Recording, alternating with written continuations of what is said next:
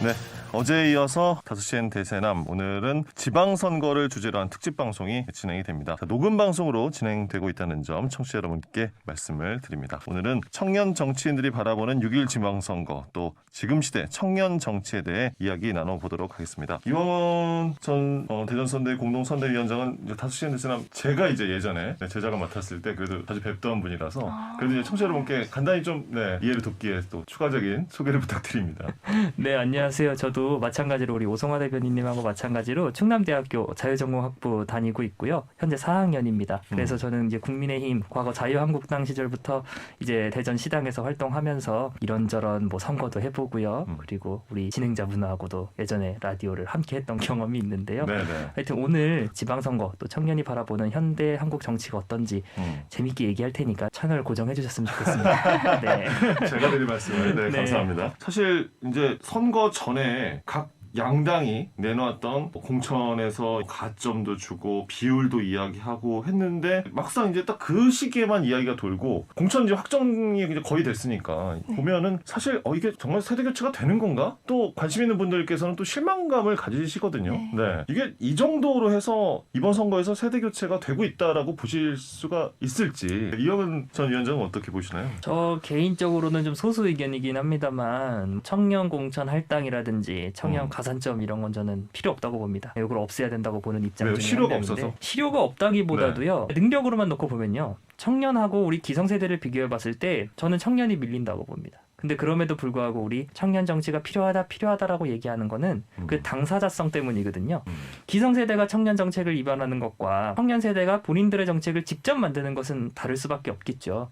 그런 측면 때문에 우리가 청년 정치인이 필요하다라고 얘기하는 건데요. 이게 마치 너무 나가서 세대 교체가 반드시 필요하고 나이가 드는 사람들은 무조건 퇴장해야 된다. 이제 이런 식으로 흘러가게 돼버리는 경우가 많거든요. 지역 정치라든지 혹은 중앙 정치에서도. 이런 거는 우리가 좀 지양할 필요가 있다. 저는 나이가 드신 분들이 이뤄놓은 재산이라든지 조직이라든지 이런 것도 그분들의 능력이라고 보고 그분들이 나이가 들었다고 해서 마치 우리 사회에서 이제는 퇴장하셔야 될 그렇게 되면 너무 슬프지 않습니까? 우리 사회가. 그래서 저는 그런 부분에 있어서 청년 정치라고 하는 것에 가산점을 준다거나 그런 것보다도 청년들이 최대한 많이 국민들에게 노출이 되고 국민들이 저런 정치인도 있네. 청년인 걸 떠나서요. 그래서 선택권을 넓혀 나가는 거 그리고 그 선택권에 청년이 포함될 수 있도록 하는 거 그게 더 중요하다고 저는 생각을 하고 있습니다. 이제 선거를 앞두고 지역 이제 이슈들이 발생하면 그게 이제 선거의 주요 쟁점이 될 텐데 지금 시점에서는 항공우주청 유치가 선거에 이제 상당한 이슈 변수가 되고 있습니다. 이영원 전 대변인부터 말씀해 주시면 좋지 않을까 싶은데요. 뭐 우주항공청 문제 같은 경우는 저는 그렇거든요. 지금 우리 대전이 우주항공청을 요구하는 명분 자체가 대덕특구에 모든 항우연도 있고 이런저런 항공우주 관련 기술 연구원들이 다 있기 때문에 우주항공청은 당연히 대전으로 와야 된다 이제 이런 논리를 전개하고 있단 말이죠. 근데 사실은 이런 논리 자체는 우리가 기존에 너무 많이 써먹었어요. 예를 들어서 인천에 빼앗긴 K바이오랩 같은 그 허브 같은 경우도 우리가 인천을 상대로 우리는 대전에는 생명연도 있고 여러 바이오 기업을 이렇게 할 준비도 돼 있으니까 우리로 와야 됩니다. 이제 이렇게 얘기했단 말이에요. 결국에는 안 먹힌 거죠. 그 논리가. 그러니까 우리는 우리한테 다 있으니까 우리 대덕특구 있으니까 우리로 와야 돼가 아니라 그 이상 그 너머를 봐야 된다는 거예요. 예를 들어서 방위사업청이 이제 대전으로 옵니다. 그러면 방위사업청하고 그 ADD 국방과학연구소가 이미 대전에 있고 그리고 항공우주연구원도 있습니다. 그러면 이것들과 함께 우리는 국방 관련 우주항공 산업을 하면 되는 거고 그리고 우주항공청이 갈 것으로 예상이 되는 사천에는 이미 카이가 있습니다. 한국 항공우주 산업이 있어요. 그러면 그쪽에서는 민간 영역의 항공우주 산업을 하면 되는 겁니다. 대한민국의 대전, 세종, 충남만 있는 게 아니지 않습니까? 그럼 이 상황에서 우리 충청이 대한민국의 발전에 어떤 부분을 기여할 수 있는지 대통령을 설득하기 이전에 뭐 충청의 아들이니 뭐니 하면서 해조가 아니라 충청의 어떤 것을 우리한테 주시면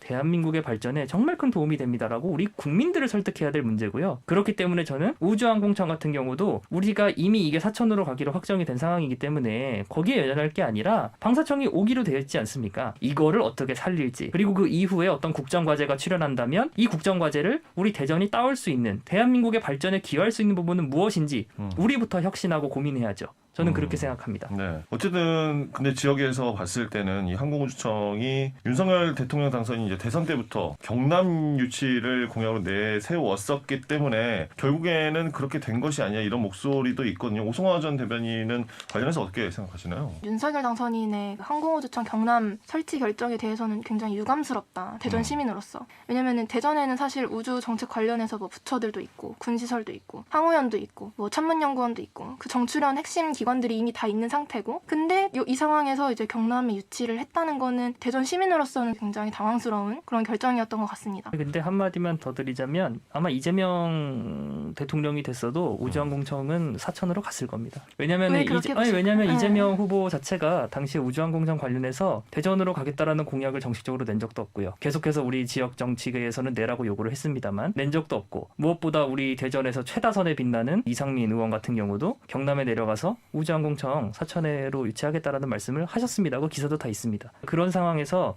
우리 대전이 결국에는 이재명 후보도 그렇고 윤석열 후보도 그렇고 설득을 하지 못한 겁니다. 대전시가. 그러면 대전 정치권이. 그럼 대전 정치권과 대전시의 책임은 누구에게 있느냐? 민주당에 있는 거죠. 그리고 중기벤처부 이전도 마찬가지입니다. 결국에는 그거를 못 막은 거 아닙니까? 아니 대통령도 민주당, 국회 다수도 민주당. 그 당시 중기벤처부 장관도 박영선 장관이었고요. 시장도 시의원도 다 민주당인 상황에서 못 막았으면 이건 누구 책임이냐고요? 민주당 책임이지. 글쎄요, 네. 근데 이게 민주당 책임이라는 거는 저는 조금 맞지 않다고 생각을 하고요. 왜냐면 인수위 결정이니까. 자, 오늘 두 분 함께 했습니다. 더불어민주당 오송화 전 청년 대변인, 국민의힘 이황원 전 대전선대 공동선대위원장과 함께 했습니다. 두 분 감사합니다. 네, 감사합니다. 고맙습니다.